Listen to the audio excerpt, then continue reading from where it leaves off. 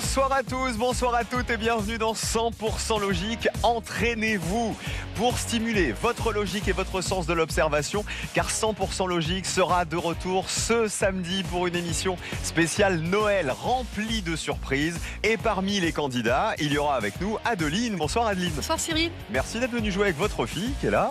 Bonjour. Bonsoir Louise. Quel âge tu as? J'ai 13 ans, bientôt 14. Donc tu es au collège. Exactement. Et tu joues avec ta maman. Qui est la plus logique des deux? Je pense que c'est elle quand même. C'est plutôt Adeline. Oui. Souvent, c'est moi qui vais à la question la plus lointaine. C'est quoi votre record? Est-ce que vous avez déjà répondu à une question à 1%? Une fois. Donc peut-être que samedi ce sera le cas, hein, Je croise les doigts. pour la spéciale Noël, j'espère. Je croise les doigts. Alors vous êtes là pour vous entraîner toutes les deux, vous aussi à la maison. Alors voici une question à laquelle 75% des Français peuvent répondre. On commence l'entraînement. L'une de ces 5 cartes a été trafiquée. Mais laquelle? La A, la B, la C, la D ou la E? Top chrono, la réponse est sous vos yeux. Laquelle de ces 5 cartes a été trafiquée?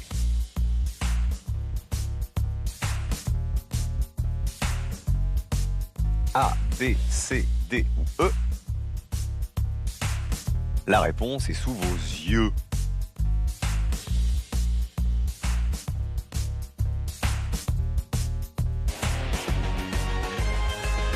Louise, est-ce que tu as une idée? Pas trop, hein, j'ai l'impression. Ça manque de conviction. Adeline, est-ce que vous l'avez vous? Je pense que c'est la D. Parce que quand on fait la symétrie, donc on a le roi de cœur en haut, mais une dame de cœur en bas. Alors, regardez ces cartes. Le 10 de trèfle, le 3 de carreau et l'as de pique, pas de problème. En revanche, regardez le valet de pique.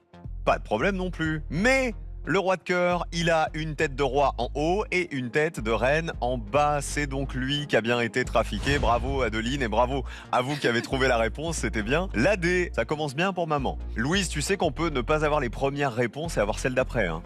Tu Et connais inversement. l'émission par cœur. Et inversement. Allez, question à laquelle 42% des Français peuvent répondre. Ça se corse, a priori.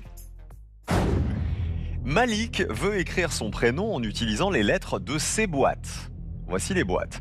Il prend une seule lettre dans chaque boîte.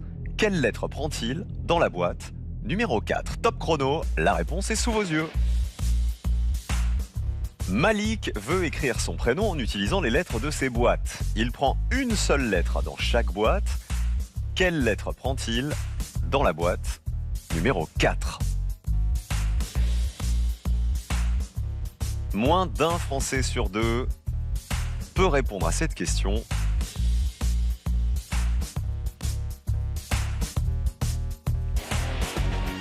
Dernière seconde. Le temps est terminé. Est-ce que tu l'as cette fois-ci, Louise? Oui, je l'ai, je pense. Alors ce serait quoi? Alors pour moi, dans la 4e boîte, il prendrait le I. Ok, maman? J'aurais dit le I Le également. I aussi. Oui. Alors, est-ce que vous avez raison? Il faut donc écrire Malik en prenant une seule lettre dans chaque boîte. C'est important. Le L, il est tout seul dans la boîte 3. Donc, on prend le L. Il prend ensuite le A dans la boîte 1. Comme il vient de prendre le A, eh ben, il prend le K dans la boîte 5. Il lui reste à prendre le I et le M pour écrire son prénom. Il y a un M que dans la boîte numéro 2. Donc, il le prend. Et enfin, le I, il le prend dans la boîte numéro 4. Vous aviez toutes les deux la bonne réponse. Bravo.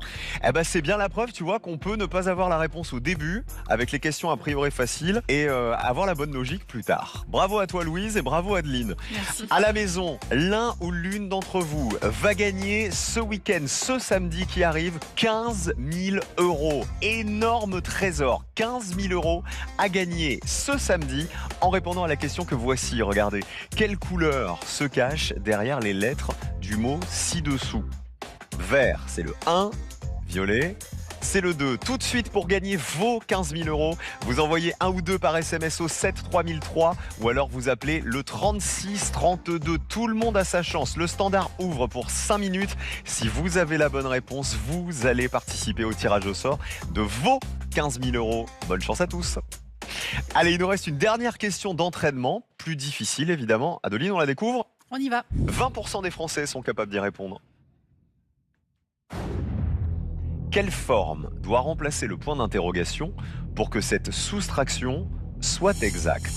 La forme A, B, C ou D? Top chrono, la réponse est sous vos yeux. Quelle forme doit remplacer le point d'interrogation pour que cette soustraction soit exacte? A, B, C ou D?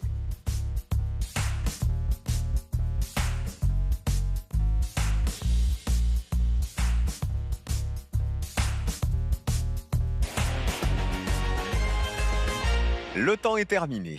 J'ai l'impression qu'on vous a laissé KO toutes les deux. Adeline? J'aurais dit la D. Parce que je cherchais... en fait, les chiffres sont inversés. Oui, elle n'a pas l'air convaincue à côté. Hein. Alors, est-ce que c'est la D? Quel était le secret de ces chiffres? Eh bien, il fallait retirer à chaque chiffre du haut les cases qui étaient en noir juste en dessous. Et c'est comme ça qu'on obtenait le chiffre du bas. Et donc, quelle proposition permettait au 9 de devenir un 4? Eh bien, c'était la proposition B. Bravo à vous à la maison si vous l'avez trouvé. Bon, on peut pas avoir les bonnes réponses à tous les coups. Hein. Non. Louise et Adeline, merci d'avoir joué avec nous ce soir. Merci à vous les amis. Rendez-vous sur France.tv pour continuer de vous entraîner. Bonne soirée sur France 2 et rendez-vous demain midi pour Tout le monde veut prendre sa place. À demain.